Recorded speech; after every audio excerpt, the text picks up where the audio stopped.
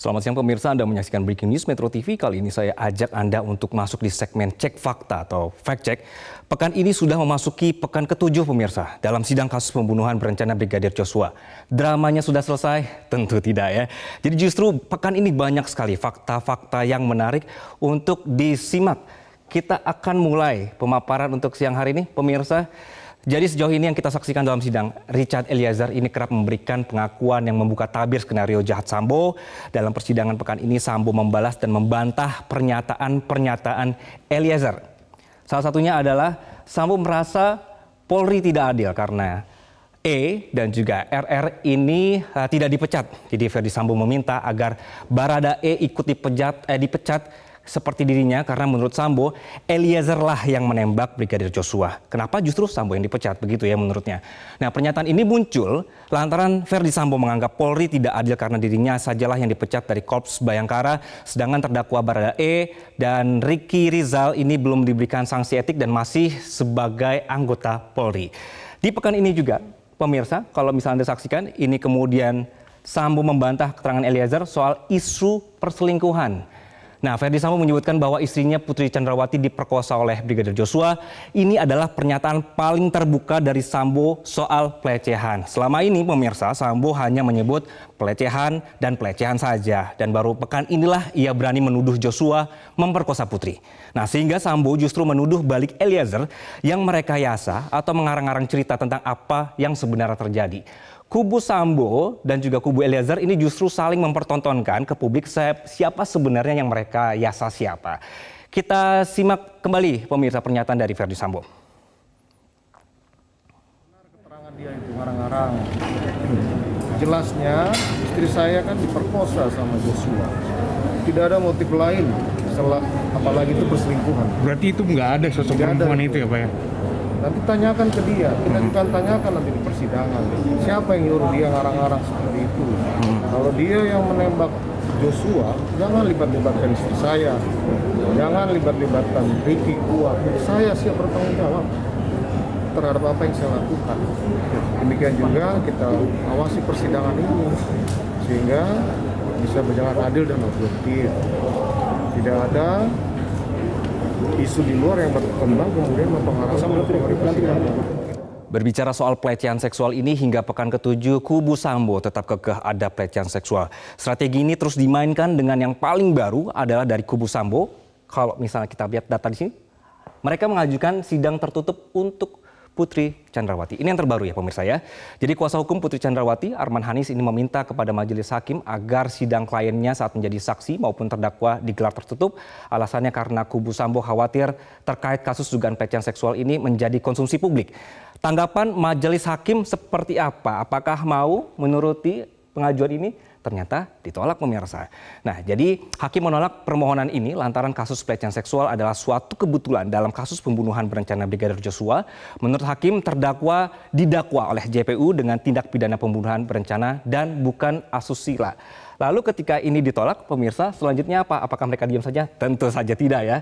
Jadi kubu Sambo ini tidak menyerah. Ini ada lagi dari mereka yang pihak kuasa hukum Putri menjelaskan bahwa dalam pedoman mengadili perkara perempuan dan berkaitan dengan kasus kekerasan seksual, maka dalam persidangan ini dilakukan persidangan secara tertutup. Dan mendengar penjelasan Arman, majelis hakim pun mengubah pernyataannya dan meminta terdakwa Putri Chandrawati untuk dihadirkan setelah Sambo. Kemudian diumumkan Putri akan dijadwalkan dalam persidangan Senin mendatang. Jadi akhirnya ini kita akan menunggu nih pemirsa ya, apakah nanti benar setelah ada realisasinya atau ada pernyataan-pernyataan baru dari kuasa hukum pihak Putri, kemudian apakah nanti minggu depan akan dilihat atau tidak, ini kita akan melihat lagi. Nah, satu hal lagi pemirsa, kubu Sambo ini tetap mempertahankan skenario bahwa tidak ada Sambo berteriak tembak kepada Eliezer. Jadi dalam persidangan Senin kemarin,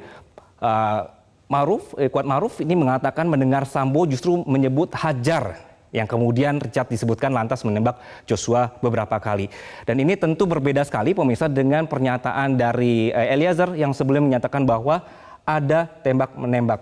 Jadi untuk poin ini dari kubu Sambo ini tetap kokoh ya. Sekali lagi pemirsa, ada pelecehan seksual, kemudian juga tidak ada istilah tembak. Inilah yang terus dimainkan. Oke, nextnya pemirsa. Nah, mantan Kabag Gakum Provos Propam Polri Susanto Haris yang menjadi saksi kemarin ini meluapkan amarahnya ke atasannya ex-Kadif Propam Ferdy Sambo terkait kematian dari Joshua sendiri. Susanto yang juga merupakan senior Ferdy Sambo marah lantaran seorang jenderal berbohong dan karirnya ikut terdampak dalam kasus ini. Susanto ini sempat dipatsuskan selama 29 hari dan disanksi demosi 3 tahun, pemirsa. Jadi kemarin ada pernyataan adalah keluarga kami malu, kami paranoid menonton televisi, kemudian juga media sosial. Jadi benar-benar ini merasa sangat tertekan ya. Kita simak pernyataan Susanto Haris dalam persidangan kemarin. Saya pansus 29 hari dan demosi 3 tahun yang mulia. Demosi 3 tahun. Saudara tidak dijadikan tersangka dalam hal ini, terdakwa dalam perkara ini? Tidak. Bagaimana perasaan saudara? Kecewa, kesal, marah. Jenderal kok bohong, susah nyari jenderal. Keluarga kami malu. Kami paranoid nonton TV, media sosial. Jenderal kok tega menghancurkan karir. 30 tahun saya mengabdi, hancur di titik nadi terendah pengabdian saya.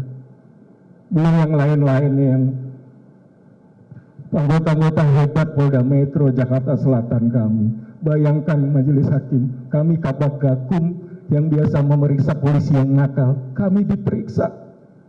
Bayangkan Majelis Hakim bagaimana keluarga kami. Selain Susanto Haris, saksi Irfan Widianto yang merupakan peraih Adi Makayasa 2010 mengaku sedih duduk sebagai terdakwa obstruction of justice terkait pembunuhan Brigadir Joshua.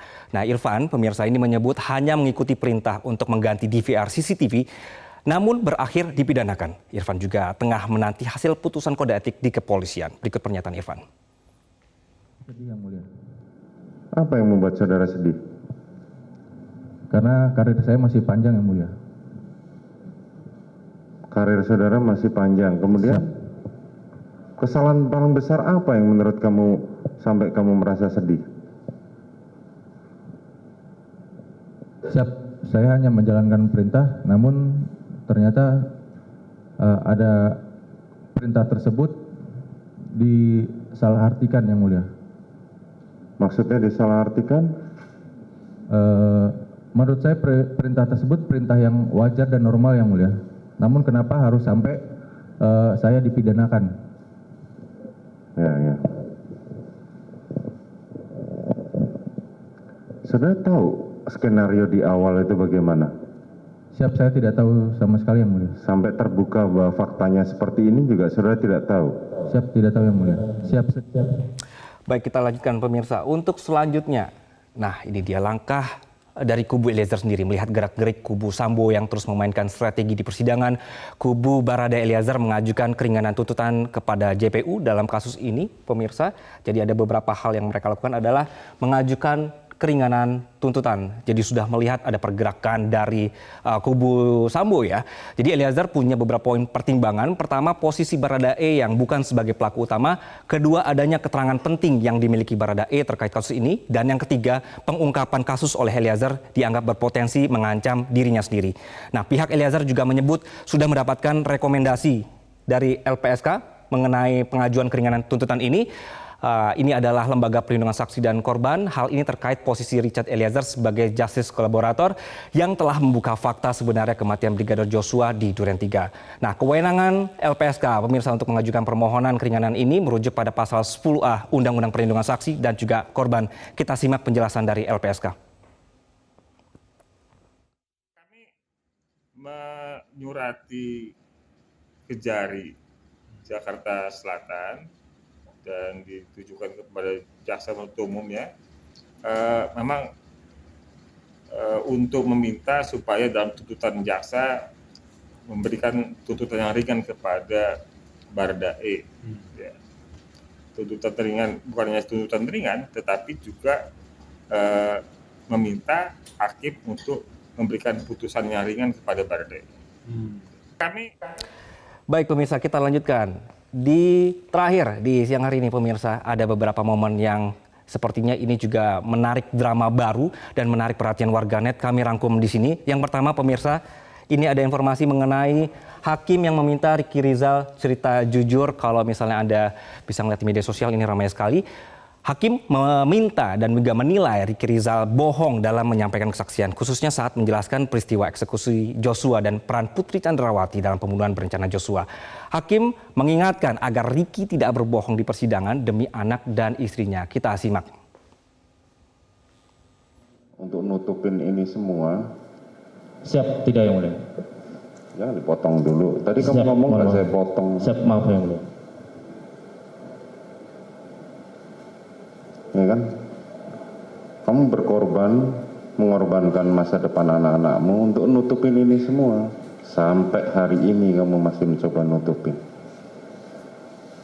Seolah-olah saya percaya dengan cerita kamu. Dari tadi saya diemin aja cerita kamu. Saya tahu kapan kamu bohong, kapan enggak. Cerita kamu nggak masuk di akal semua. CCTV itu loh, jelas bukti CCTV. Bagaimana kamu bercerita seperti itu, tapi di sisi lain kamu ikut bisa ketika diperiksa di Provos bisa menceritakan detail apa yang terjadi. Itu kan nggak masuk di akal. Yang Bentar, jangan dibantah dulu. Siap. Ya kan? Siap. Cobalah kamu ingat anak istrimu. Mereka di sana mendoakan kamu, semoga kamu bisa mendapatkan keringanan. Tapi dengan begini, kamu mencoba mengaburkan semua peristiwa itu. Nah, momen viral selanjutnya di persidangan kemarin pemirsa adalah mengenai lie detector ala Kuat Ma'ruf. Jadi menurut dia sudah pernah ikut pemeriksaan lie detector yang dilakukan di Barreskrim Polri kepada para saksi pembunuhan Joshua. Salah satunya menjalani pemeriksaan poligraf adalah Kuat Ma'ruf. Dalam sidang kemarin, Kuat Ma'ruf mengakui berbohong dalam pemeriksaan alat tes kebohongan. Salah satu isi pemeriksaan tes poligraf adalah apakah Kuat Ma'ruf melihat Verdi Sambo menembak atau tidak. Berikut pernyataannya. Saudara saksi pernah diperiksa lie detector? Pernah. Tahu hasilnya? Tahu. Apa hasilnya? Katanya saya berbohong. Saudara saksi berbohong? Di layar itu. Jadi saudara saksi berbohong ketika saudara saksi ditanya melihat tembak Verdi Sambo tidak, saudara saksi bilang tidak. Hasilnya apa? Berbohong katanya. Berbohong. Iya. Jadi yang benar yang mana? Ya benar saya lah, itu kan robot. Itu robot. Itu ilmiah. Ternyata lie detector masih kalah dengan pernyataan Kuat Ma'ruf begitu ya. Viral yang ketiga pemirsa di media sosial juga terdakwa Putri Chandrawati meminta maaf kepada para saksi yang merupakan senior dan junior dari Verdi Sambo. Putri menyesal kasus dirinya bersama Sambo telah menyeret sejumlah anggota polisi. Senior dan juga Mas adik junior, saya mohon maaf apabila Abang dan juga Mas harus melewati semua ini. Saya hanya minta maaf dan doa terbaik selalu untuk Abang senior dan juga adik junior dan khususnya Mas Cu sebagai korspri. Terima kasih dan saya mohon maaf beserta keluarga. Terima kasih senior dan juga Mas. Cukup banyak drama yang terjadi dalam persidangan 2 hari ini. Kalau misalnya tadi kita review kembali, Hakim minta Ricky Rizal cerita jujur, ada lie detector ala Kuat Ma'ruf, kemudian terakhir adalah Putri menangis lagi meminta maaf, dan kali ini adalah kepada junior dan juga senior dari Verdi Sambo. Begitu pemirsa. Dan kita akan melihat adu argumen dari kubu Eliezer dan juga kubu Sambo dalam persidangan juga di hari ini dan selanjutnya pemirsa. Namun yang pasti adalah sebenarnya keluarga Joshua lah yang menunggu bahwa sebenarnya nanti di persidangan akan menguak drama baru atau justru fakta baru.